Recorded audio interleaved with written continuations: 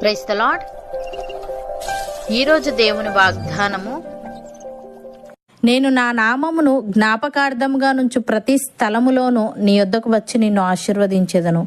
నిర్గమకాండము 20వ అధ్యాయము 24వ వచనము.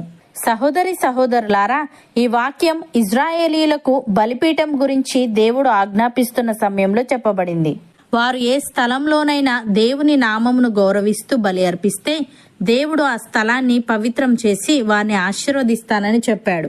నేను నా నామమును జ్ఞాపకార్థముగా నుంచి ప్రతి స్థలములోను అంటే దేవుడు తన పేరుతో, తన సన్నిధితో, తన మహిమతో గుర్తింపబడే స్థలాల గురించి చెప్తున్నాడు. ఇది ఆలయమే ఉండవచ్చు, బలిపీఠమై ఉండవచ్చు, లేదా దేవుని నామాన్ని స్తుతించే ఏ స్థలమైనా అయి ఉండవచ్చు. అక్కడికి దేవుడు వచ్చి తన అనుగ్రహం, శాంతి, రక్షణ మరియు సమృద్ధిని ఇస్తాడు.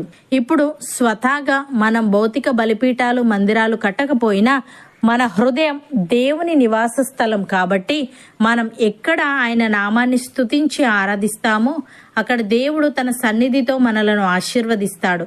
ఉదాహరణకు ఏలియా కర్మేలు పర్వతం మీద బలిపీఠం కట్టి దేవుని నామాన్ని బట్టి ప్రార్థించాడు. దేవుడు అగ్ని ద్వారా సమాధానం ఇచ్చి తన ప్రజలకు గొప్ప ఆశీర్వాదం ఇచ్చాడు. అలాగే అపోస్తలుల కార్యాల్లో పౌలు, శీల జైలులో ఉండి దేవుని నామాన్ని స్తుతించారు. దేవుడు భూకంపం ద్వారా వారిని విడుదల చేసి జైలు అధికారి మరియు అతని కుటుంబం రక్షణ పొందేలా చేశాడు. ప్రియులారా, ఎక్కడ మనం దేవుని నామాన్ని బట్టి ప్రార్థన చేస్తామో, అది ఇల్లైనా, చర్చ్ అయినా, చిన్న సమావేశమైనా, అక్కడ దేవుడు తన శాంతిని, రక్షణను, ఆశీర్వాదాన్ని ఇస్తాడు. దేవుని నామాన్ని ఘనపరిచే ప్రతి స్థలం ఆయన సన్నిధితో నిండుతుంది.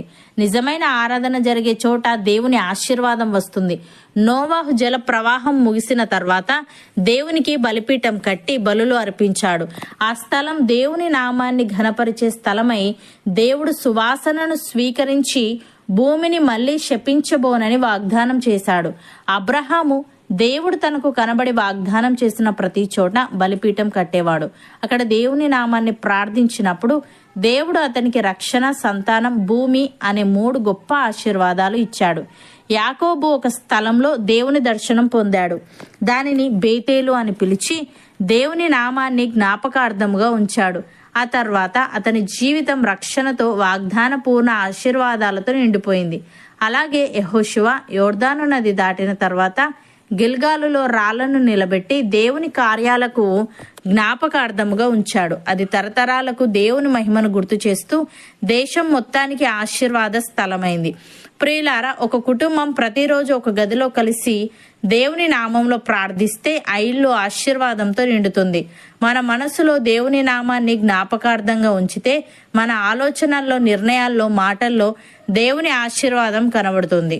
మనం ఎక్కడ ఆయనను స్తుతించి ఆయన నామాన్ని జ్ఞాపకార్థంగా ఉంచుతామో అక్కడ దేవుని సన్నిధి తప్పక ఉంటుంది. భక్తుడు ఈ విధంగా అంటున్నాడు: యెహోవా సేవకులారా, యెహోవా మందిరంలో రాత్రి నిలుచుండు వారలారా, మీరందరూ యెహోవాను సన్నుతించుడి. పరిశుద్ధ స్థలము వైపు మీ చేతులెత్తి యెహోవాను సన్నుతించుడి. భూమి ఆకాశములను సృజించిన యెహోవా సియోనులో నుండి నిన్ను ఆశీర్వదించునుగాక అని. ప్రియులారా, గొర్రెల గొప్ప కాపరి అయిన యేసు అను మన ప్రభువును నిత్యమైన నిబంధన సంబంధమగు రక్తమును బట్టి మృతులలో నుండి లేపిన సమాధానకర్తయగు దేవుడు యేసుక్రీస్తు ద్వారా తన దృష్టికి అనుకూలమైన దానిని మనలో జరిగించుచు ప్రతి మంచి విషయములోనూ తన చిత్త ప్రకారము చేయుటకు మనలను సిద్ధపరచునుగాక. యేసుక్రీస్తుకు యుగయుగములకు మహిమ కలుగునుగాక. అపోస్తలుడైన పౌలు తిమోతికి వ్రాస్తూ ఈ విధంగా అంటున్నాడు: దేవుడు ఒక్కడే, దేవునికిని నరులకును మధ్యవర్తియు ఒక్కడే, ఆయన క్రీస్తు యేసను నరుడు. ఈయన అందరి కొరకు విమోచన క్రయధనముగా తన్ను తానే సమర్పించుకొనెను. దీనిని గూర్చిన సాక్ష్యము యుక్త కాలంలో యందు ఇయ్యబడును. ఈ సాక్ష్యం ఇచ్చుటకై నేను ప్రకటించువాడనుగాను, అపోస్తలుడుగాను, విశ్వాస సత్యముల విషయములో అన్యజనులకు బోధకుడనుగాను నియమింపబడితిని. నేను సత్యమే చెప్పుచున్నాను, అబద్ధమాడుటలేదు. కావున ప్రతి స్థలమందును పురుషులు కోపమును సంశయమును లేని వారై పవిత్రమైన చేతులెత్తి ప్రార్థన చేయవలనని కోరుచున్నాను అని. సహోదరి సహోదరులారా, దేవుడు తగిన సమయమందు మిమ్మల్ని హెచ్చించినట్లు ఆయన బలిష్టమైన చేతి క్రింద దీన మనస్కులై ఉండుడి. ఆయన మిమ్మల్ని గూర్చి చింతించుచున్నాడు గనుక మీ చింత యావత్తు ఆయన మీద వేయుడి. నిబ్బరమైన బుద్ధిగల వారై మెలకువగా ఉండుడి. మీ విరోధి అయిన అపవాది గర్జించు సింహము వలె ఎవరిని మింగుదునా అని వెతుకుచూ తిరుగుచున్నాడు. లోకమందున్న మీ సహోదరులందు ఈ విధమైన శ్రమలే నెరవేరుచున్నవని ఎరిగి విశ్వాసమందు స్థిరులై వానిని ఎదిరించుడి.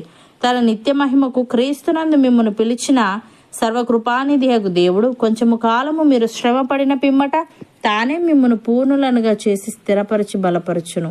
నమ్మిన వారు నాతో పాటు ప్రార్థనలో ఏకీభవించండి.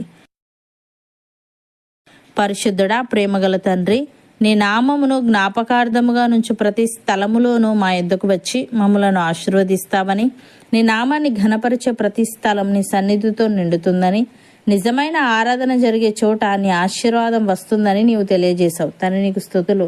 దేవా, మేము ప్రతిరోజు నీ నామంలో ప్రార్థిస్తూ మా మనస్సులో నీ నామాన్ని జ్ఞాపకార్థంగా ఉంచుతూ మా ఆలోచనల్లో, నిర్ణయాల్లో, మాటల్లో నీ ఆశీర్వాదం చూసే వారంగా ఉండుటకు సహాయము దయచేయమని, క్రీస్తునందు మమ్మల్ని పిలిచిన నీవు కొంచెము కాలము మేము శ్రమ పడిన పిమ్మట నీవే మమ్మలను పూర్ణులనుగా చేసి స్థిరపరిచి బలపరచుదువు గనుక విశ్వాసమందు స్థిరులమై అపవాదిని ఎదిరించే వారంగా ఉండుటకు కృపచూపమని, యేసుక్రీస్తు ద్వారా నీ దృష్టికి అనుకూలమైన దానిని మాలో జరిగించుచు ప్రతి మంచి విషయంలోనూ నీ చిత్త ప్రకారం చేయుటకు మాలో ప్రతి ఒక్కరిని నీవే సిద్ధపరచమని, యుగయుగములకు మహిమ ఘనత ప్రభావములు పొందమని యేసుక్రీస్తు నామమున ప్రార్థిస్తున్నాము తండ్రి.